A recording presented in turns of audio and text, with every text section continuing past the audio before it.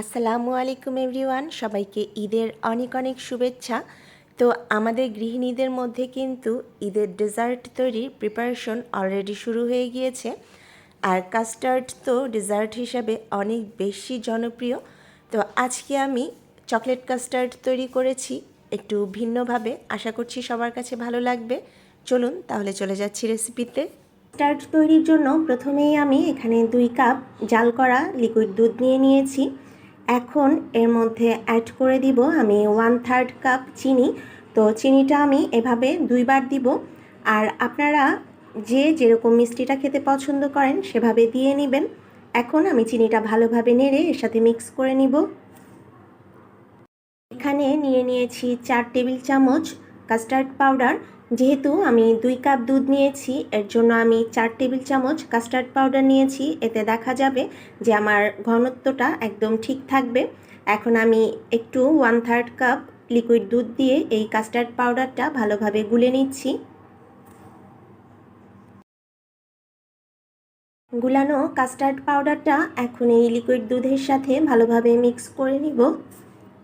অনেকেই কাস্টার্ড তৈরির ক্ষেত্রে দেখা যায় যে মিশ্রণটা খুব বেশি ঘন বা পাতলা হয়ে যায়।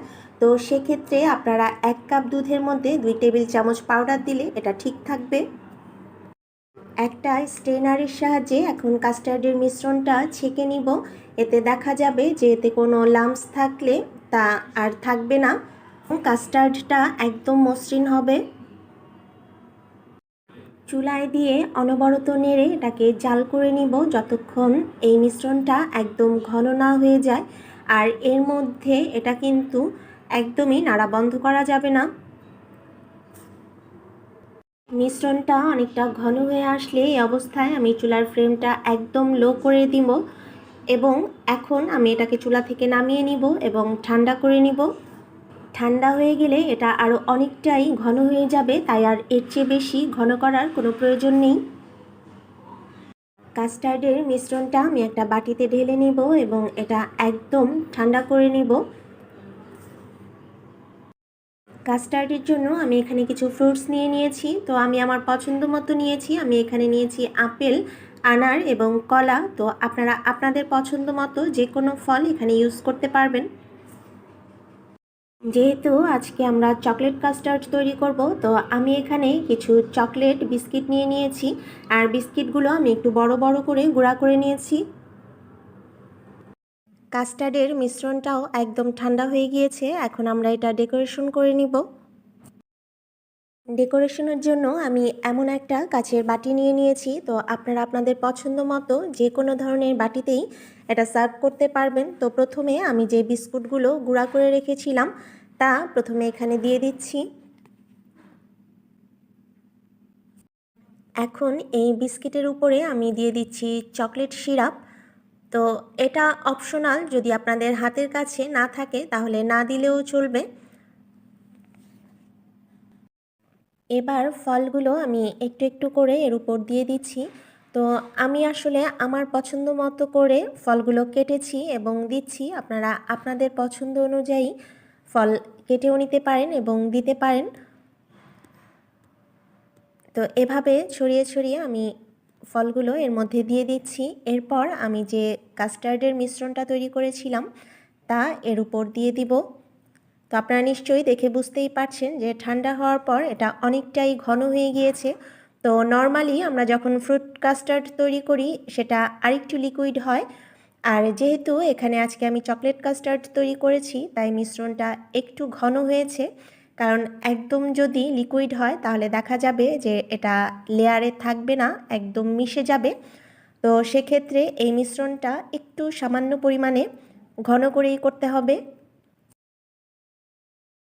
এখন এই কাস্টার্ডের উপরে আবারও বাকি যে ফলগুলো ছিল সেই সবগুলো ফল দিয়ে দিচ্ছি। ফল দিয়ে সাজানোর পর এখন এর উপর আবারও দিয়ে দিচ্ছি সেই চকলেট বিস্কিটের গুঁড়ো। তো এই সব বিস্কুট দিয়ে এটা পুরোটা আমি ঢেকে দিচ্ছি। এতে দেখা যাবে যে এটা দেখতেও অনেকটা সুন্দর লাগবে এবং খেতেও খুব ভালো লাগবে। সবশেষে ডেকোরেশনের জন্য আবারও একটু চকলেট সিরাপ এর উপর দিয়ে দিচ্ছি। এবং এই সিরাপ দেওয়ার পর এর উপর আমি কিছু চকলেট স্প্রিঙ্কেলসও দিয়ে দিচ্ছি। তো এটাও সম্পূর্ণই অপশনাল, আমি জাস্ট একটু দেখতে যেন ভালো লাগে তাই দিয়ে দিচ্ছি। আপনাদের হাতের কাছে না থাকলে এটা দেওয়ার কোনো প্রয়োজন নেই। আমার চকলেট কাস্টার্ড অলমোস্ট রেডি হয়ে গিয়েছে। তো এটা কিন্তু দেখতে যেমন সুন্দর হয়েছে, খেতেও অসম্ভব মজার। বাসায় ট্রাই করলে অবশ্যই আপনারা এটা বুঝতে পারবেন। আমি একটু তুলে আপনাদেরকে দেখাচ্ছি যে এটা কেমন হয়েছে।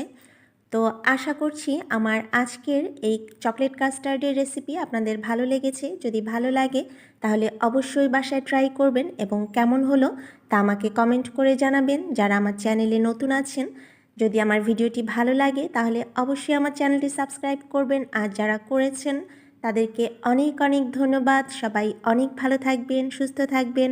আল্লাহ হাফেজ।